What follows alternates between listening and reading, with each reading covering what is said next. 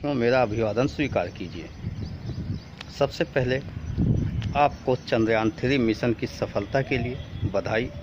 समस्त देश के वैज्ञानिकों और उससे जुड़े हुए लोगों को बधाई।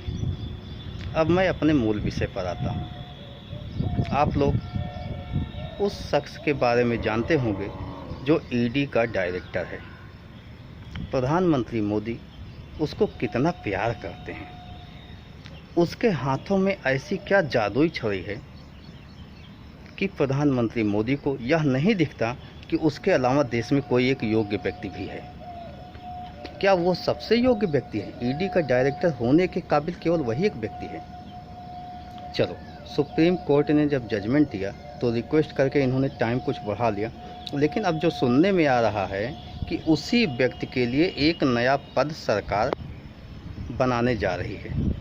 अब उन्हीं मिश्रा जी को ईडी और सीबीआई दोनों का चीफ बनाने जा रहे हैं। मतलब अभी तक केवल ईडी उनके हाथ में था, उनके अधिकार क्षेत्र में था, और जब सुप्रीम कोर्ट का जजमेंट आता है लोगों में थू-थू होती है कि देश में क्या एक ही व्यक्ति है, उसके अलावा कोई नौकरशाही में या अन्य कोई ऐसा व्यक्ति नहीं है जो ईडी का डायरेक्टर बन सके। तो 15 सितंबर को उनके पद की जब कार्यावधि है वो समाप्त हो जाएगी, तो उसके बाद उन्हें दो पदों पर मोदी जी मनोनीत करने वाले हैं, रखने वाले हैं संवैधानिक तरीके से। ये कहा जा सकता है कि संवैधानिक तरीका है तो क्या गलत है, लेकिन बात नैतिकता की है। उस नैतिकता की बात है जिसके भरोसे भारतीय जनता पार्टी आगे बढ़ती रही है और कहती है मैं सांस्कृतिक विरासत को संजोने वाली हूँ, नैतिकता और स्वाभिमान को संभाल कर रखती हूँ। लेकिन आप देखिए कि प्रधानमंत्री मोदी जो कर रहे हैं, क्या यह उचित है? बिल्कुल अनुचित है, यह निंदनीय है।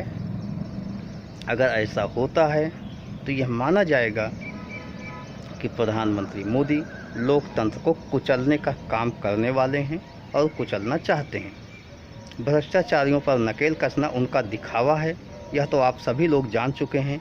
चाहे वो असम के मुख्यमंत्री हों, चाहे महाराष्ट्र में हों, चाहे पहले और बहुत से ऐसे नेताओं के बारे में जिन पर सीबीआई ईडी के छापे पड़े, वो लोग अगर झुककर समझौता करके इनकी गोद में बैठ गए, इनके साथ गलबहियाँ कर लिए, तो वो सब नेक हो जाते हैं, ईमानदार हो जाते हैं। यानी भ्रष्टाचार जो उन पर लगा होता है वो दाग धुल जाते हैं। इसका मतलब प्रधानमंत्री मोदी में कुछ कमियां ज़रूर हैं, क्योंकि वो अहम ब्रह्मास्त्र में तो नहीं है, वो देवों को देव तो नहीं है। और फिर पापों को धुलने का काम भगवान कृष्ण ने भी नहीं किया था। भीष्म पितामह बहुत सम्मान करते थे, सूर्यपुत्र का बहुत सम्मान करते थे, उसे मानते भी थे, लेकिन उनके पापों को अपने लिए नहीं लिया, धुला नहीं, उन्हें उस पाप के बदले सजा दी। और आज मोदी जी के पास क्या है? अधिकार है कि जो गलत करे उसे सजा दो, लेकिन कितना भी बड़ा भ्रष्टाचारी हो, इनकी पार्टी में आ जाए तो उसे सज़ा नहीं मिलनी है, वो दूध का धुला हो जाता है। इस पर आप लोग ध्यान दीजिएगा, अपनी निगाहें जमाए रहिएगा, देखिएगा प्रधानमंत्री मोदी क्या करने वाले हैं। क्या उनको देश में सिर्फ एक ही व्यक्ति ईमानदार और किसी पद के लिए मिल रहा है कि कोई दूसरा भी देश में मिलता है? अगर वही व्यक्ति आता है तो इसका मतलब दाल में कुछ काला है।